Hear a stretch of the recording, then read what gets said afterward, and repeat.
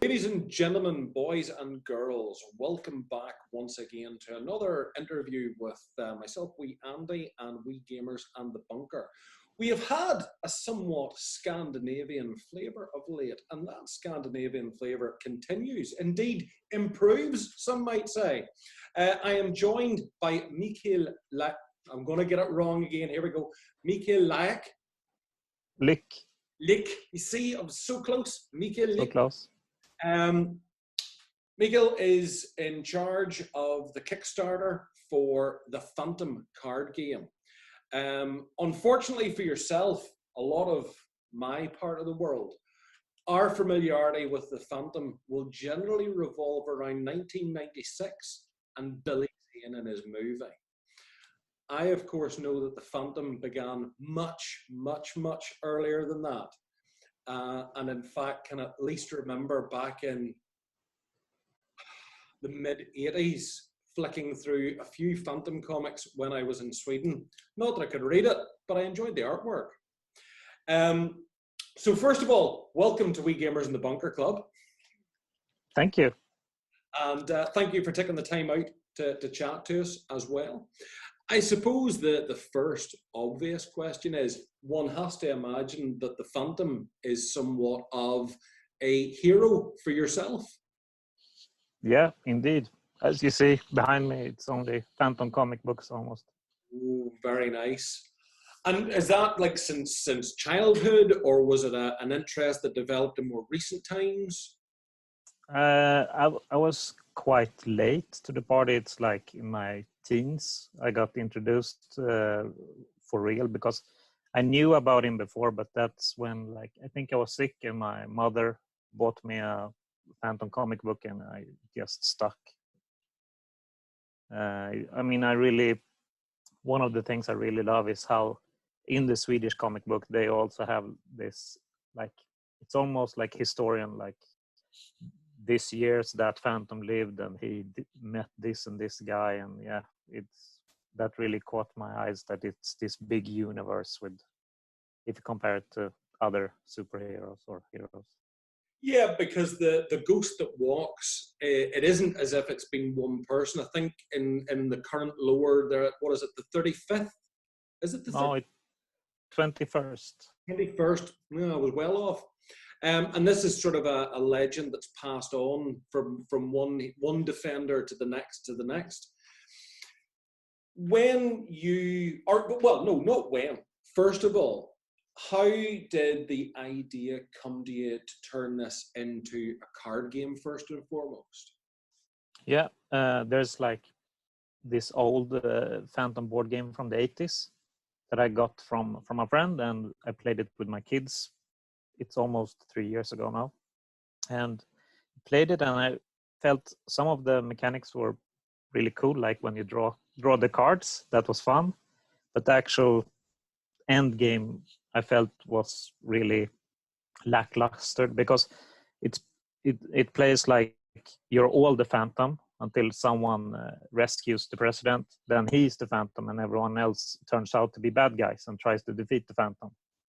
So that twist was like, it felt a bit like there's an old board game here called like The Lost Diamond or something, like you go around and suddenly someone finds a diamond and then anyone can win because you just have to go back to the goal. Yeah, so felt like, started thinking afterwards, like, how would I do if I had the chance to make a Phantom card game or a Phantom game?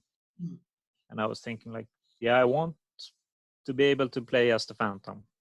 And then it was like, I love card games, and the first thought was like a dual game like Magic or Pokemon or such, but I really don't feel like there's only like two good factions, and it's hard to make a good dual game with only two sides.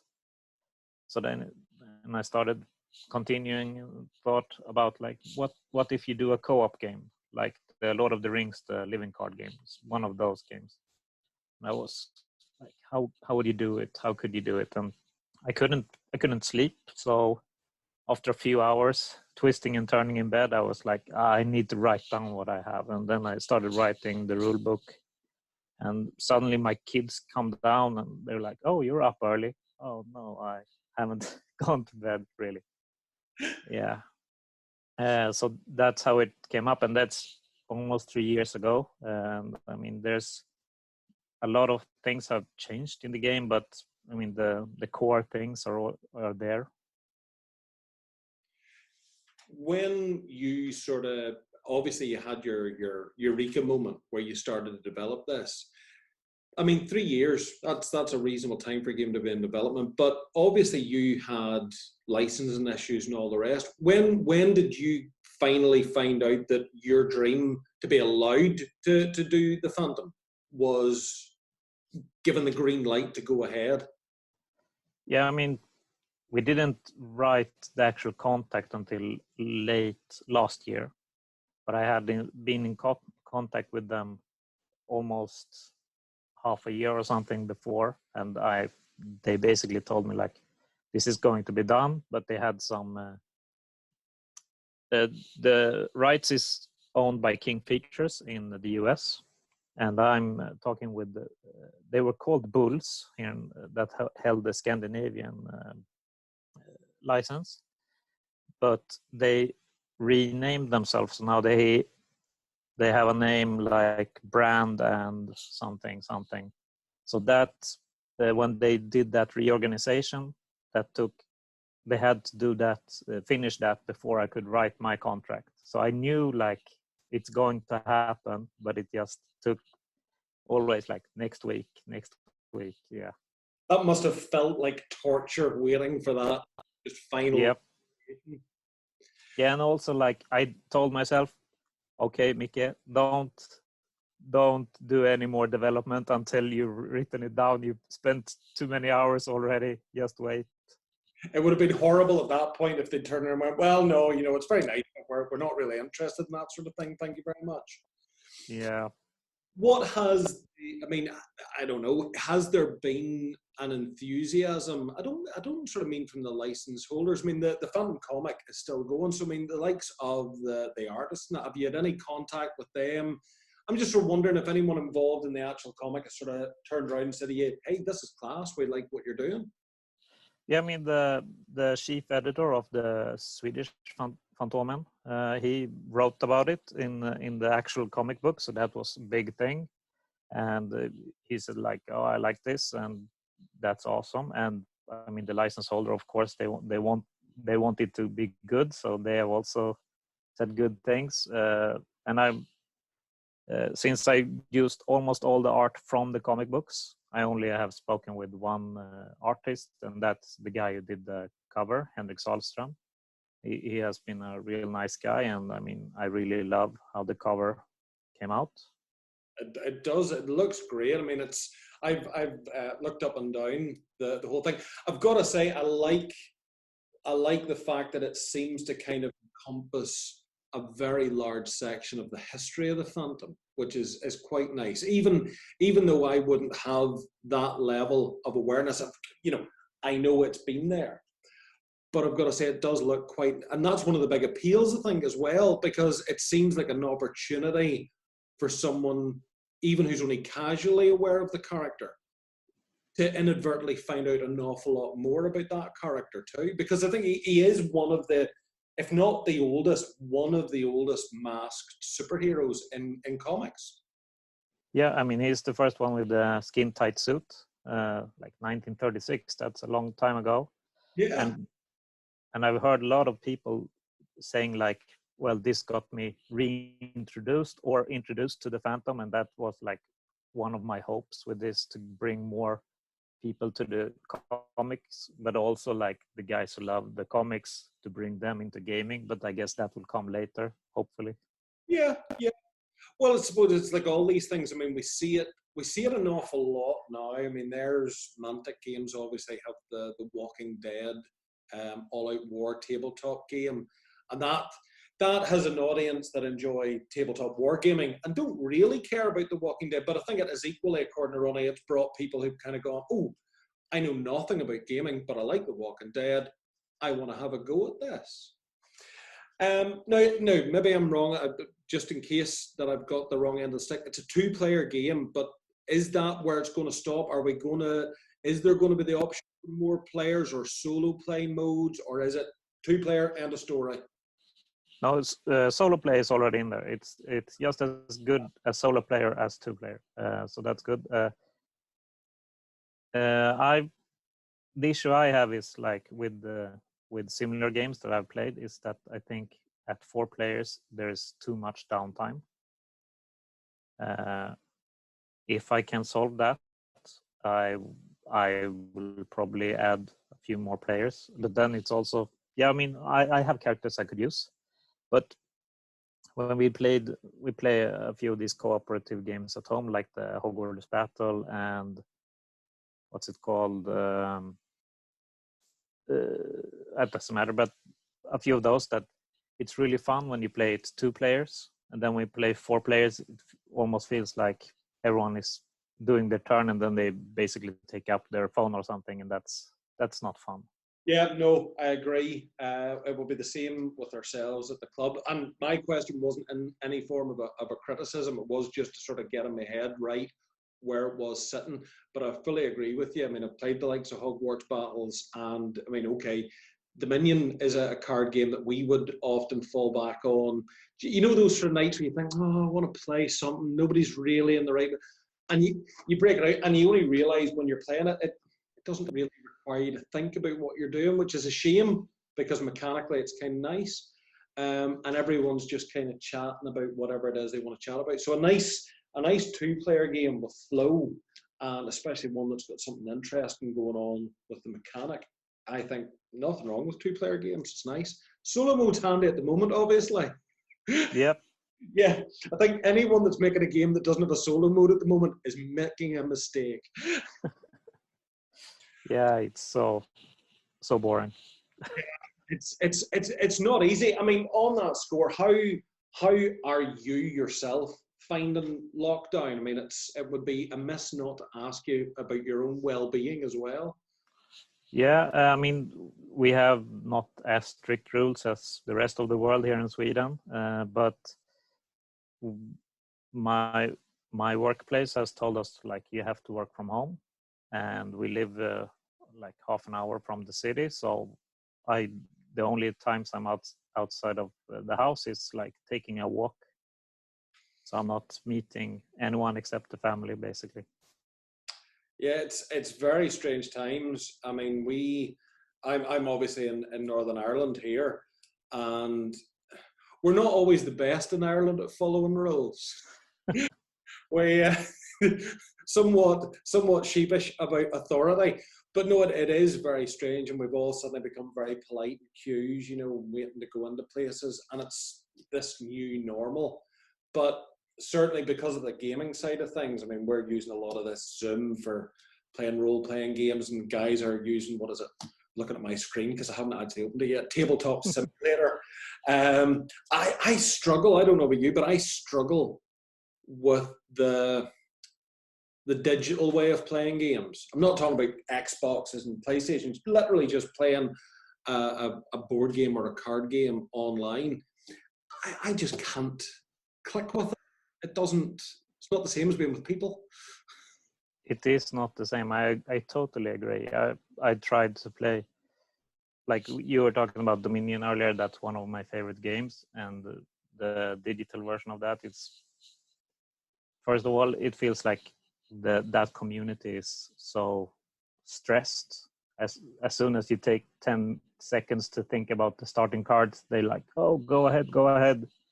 And otherwise, it's like with Tabletop Simulator, everything feels like in real life, I just flip this card that you don't have to think about it. It's like, oh, no, I need to press F.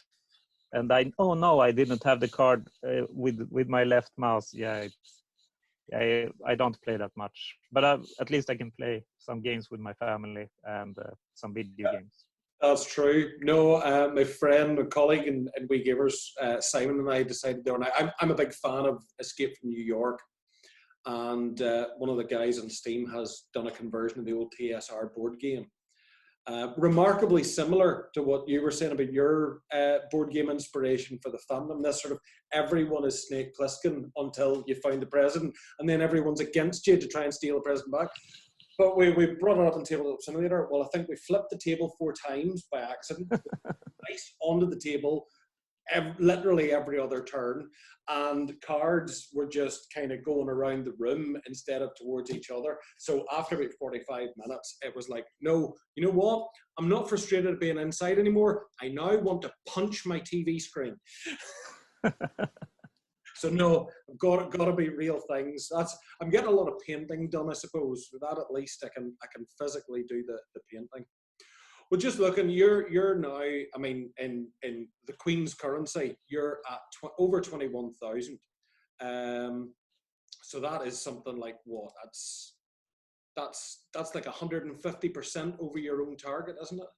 Yes. Like that. How did that feel? What was it like? It's amazing. I mean, I was so worried, like the first hours. I mean, my hopes was really to hit in Swedish crowns, like the target, because I was like, you never know what's gonna happen, but at least I have like a month, and to feel like after 15 hours hitting that target and just feeling like, okay, I can relax. Everything now is just great bonus that makes us, yeah, it just, that feeling was so great when we hit the target. And now, I mean, it's awesome to be at 250%, but the most important thing was to be able to do it, because it would have been so boring to start over. I suppose the thing is, when I say we in, Great Britain, America, places like that, it's no different than when I was talking to your fellow countryman Christer about the Troubleshooters, which is obviously based on the whole Franco-Belgian comics. Now, the Franco-Belgian comics is the 3rd largest market, and I guess the fandom sort of falls not into that category, but it's sort of, it's over there, it's European. And we have this very sort of island view of, well, I've never heard of it. That's not going to do well. And then you forget, well, actually, there's a heck of a lot of people over there, and they all like it, so they're all going to back it. So no, it's nice to see, and I've got to say, it just, I mean, okay, we're only able to look at the images of it, but I mean, you've used the original artwork and all the rest of it, but even the font, it immediately just reminds me of flicking through those, the old comics where it was like newspaper print nearly. Yep. I just want to touch them now. I just want to have them and touch them. And I don't care if I didn't get somebody to play it with. I go, Phantom, what's that? Don't want to know. There's a solo. I'll be happy with that. But no, it just looks nice. You have successfully, it seems, resisted the urge to do a whole pile of silly stretch goals. I mean, was there a stage where you felt yourself going, oh, cheekers, I need to give them more stuff here? I mean, we have a few stretch goals. Yeah, but they're not silly. That's the thing. They're not silly stretch goals. No, I want the stretch goals to be making the game better. I don't want to do the postcard and such. Yeah, I mean, we still have conversations like, okay, if this gets funded, should we go with this one or with this one? And I mean, it's a struggle to find out which one. I mean, it still needs to draw in more people, but I'm not sure they do it. But well, with 11 days still to go, I mean, yep. There's no reason for it not to. No, it's quite often we would follow an awful lot of Kickstarters. We don't necessarily always back, but we follow them with interest. And I've got to say, we've never yet sort of looked at one and that's sort of fallen down its face. We always seem to pick a winner, which is kind of nice. But you do sometimes see games bloat, where they see the money coming in and this sensation of, wait, they've got to add more stuff, and then suddenly you're left with a core game that, because they took 3 years to figure it out, works beautifully, but then they took 2 weeks to think about this expansion, and suddenly it all becomes top heavy and starts to fall apart. And then it's the saddest thing, I think, is when you see a Kickstarter be fulfilled and within a month of it being in people's hands, it's up for sale because someone just goes, too much, or it doesn't work, or I got overwhelmed, I got too much stuff, and I don't want to cope. But I suppose that's the nice thing with a card game, because I suppose you are forced to be more selective about what those stretch goals get to be. Yeah, I mean that's both upside and downside, because it's a bit hard to find out good ones as well. Well, I mean, it's only my opinion, but obviously a little mask to pretend to be the Phantom sitting at the table seems to me a perfect stretch goal. Yeah. I would wear it. I'm gonna write it down. I would wear it. In fact, if you don't do that as a stretch goal, I'm going to buy a mask so that I can wear it when I play it. But I'm not wearing Lycra. Just, I like my chocolate cake too much for Lycra. You have to get this. Like we had a theme park in Sweden earlier that had a Phantom, and they had this suit with built-in muscles. Oh yes. So then it works. I don't know if built-in muscles would really help my I mean, from this angle up, I look kind of reasonably robust and fairly well built. But as soon as I stand up, it all goes south. If I was going to be in the Phantom, I'd be like, the humorous sidekick, the slightly portly Irishman with a drink problem, who carries his bags or something like that there. Okay. But for yourself then, I mean, outside of the pressures and stress, well, I'm going to say pressures and stresses, yet again, it must be you Scandinavians, you're the second Kickstarter guy, and it's like, oh yeah, doing a Kickstarter. Oh, no pressure. These are so chill. It's frightening. I talk to guys in England on a Kickstarter and like, well, yeah, I can spare 5 minutes to talk to you, but I've got to manage this page. We've got to do, and they're like freaking out over everything. You guys are like, yeah, it's all right. But I think it might be a bit with this this world we are in now with Corona, that I have a lot of more spare time than I usually have. True. Very true. Well, listen, talk about spare time. I mean, back when the world was normal, what you've mentioned, Dominions, was a favourite of yours. What other sort of gaming influences would you feel would be on your gaming shelf? I mean, I love Dominion, as we said, and Seven Wonders is a big favorite as well. Then I have a few games that I love, but I don't get the option to play because my family doesn't like it. Like Hansa Teutonica is a favorite, and we loved Splendor until we figured it out, and then it's not as fun anymore. You cracked the maths a bit. Today we played. My daughter got what's it called, Villainous, for her birthday, so we played that first time today. That's quite nice. That game, we've only played it a couple of times, but it is cute. I've got to say, I do like that. Yeah, we got a bit of an issue with that. The kids just attacked each other all the time, so it didn't felt as strategic with the attacks. But otherwise, it was really fun. And the artwork in that game is so nice.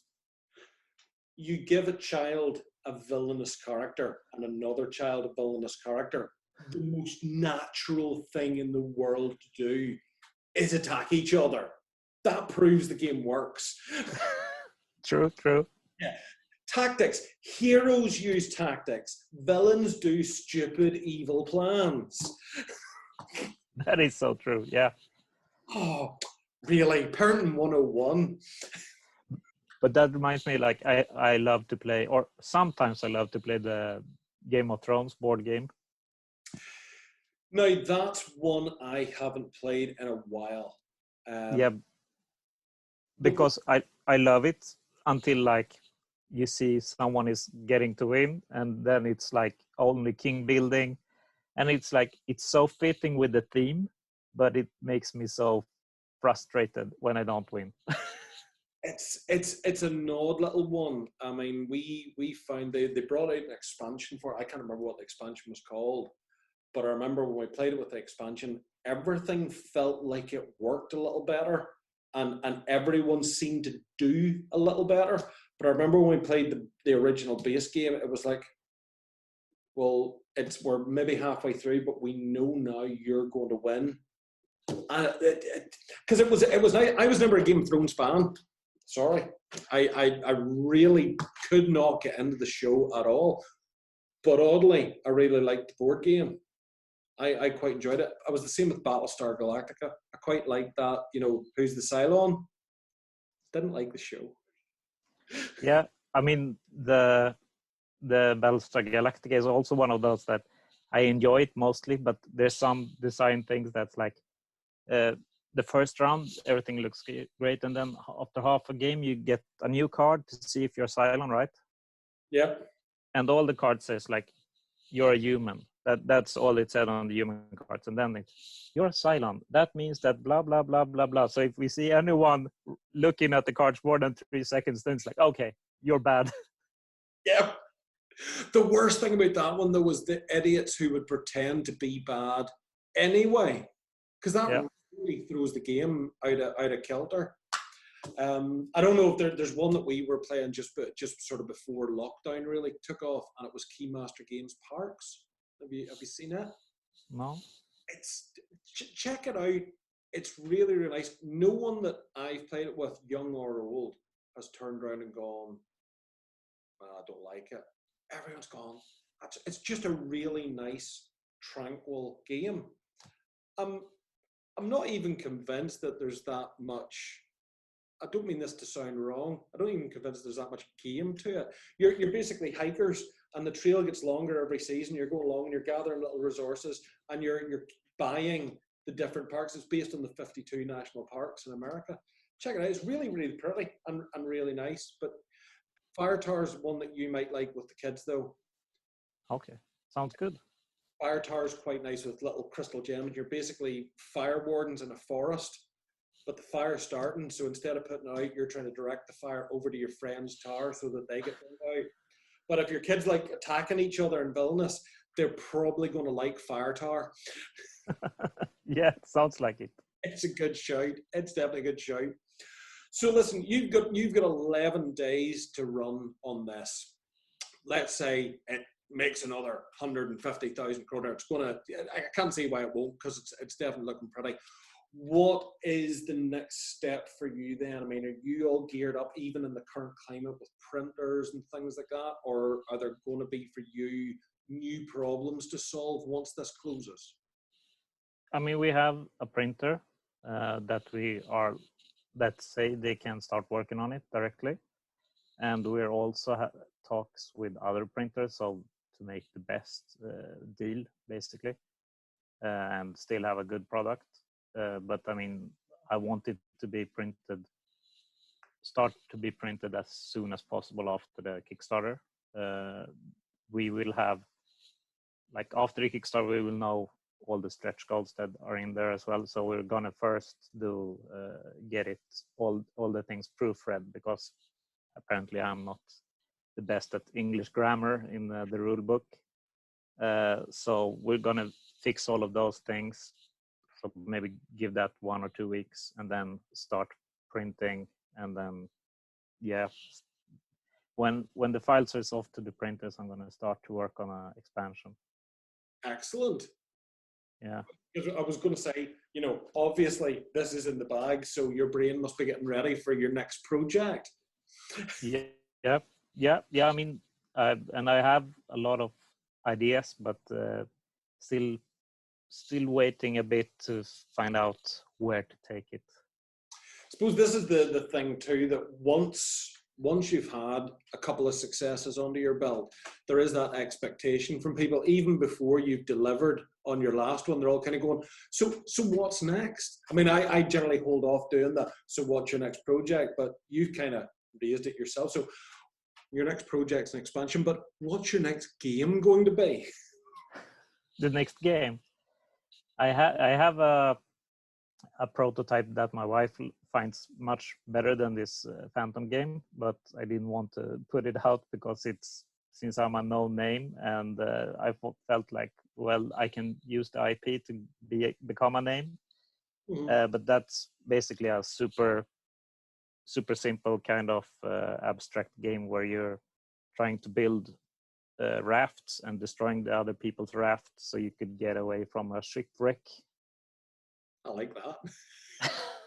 I know at least 6 people who will play that now. Yeah, but I need to get like, it's going to be a summer project because I want to do the prototype in like wood, and it will take some time because I think that would be a really nice touch.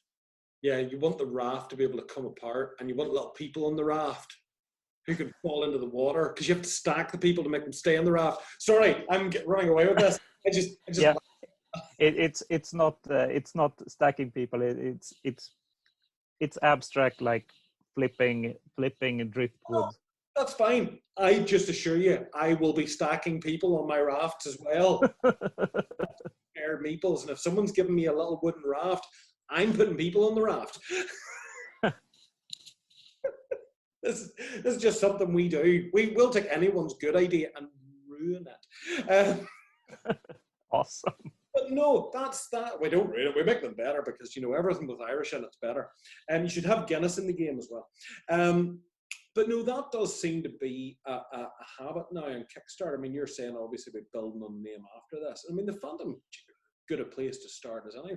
But I noticed certainly in my inbox, like projects that have been delivered a year, 2 years, 3 years ago, and I'm still getting updates that come in headed whatever game. But the company's moved on to another project, but they're using that mailing list to kind of go, oh, you liked our first game, maybe you'd like this game. And you're like, oh, I'll go and see why have I just spent 150? Yeah, that's a good way. I mean, why get, I mean, if you have an audience that likes what you do, then inform them, right? Yeah, well, it's you are already building quite a healthy little community on the Kickstarter page for the fandom. And you know, this is the thing. I think what we tend to see is, as much as people, a lot of gamers will turn and go, I like this game, I'm taking it away, I'm making it mine, I'm playing it. We see an awful lot of people who go, well, I like this game, but I like the person who makes this game. I want to hear more from you.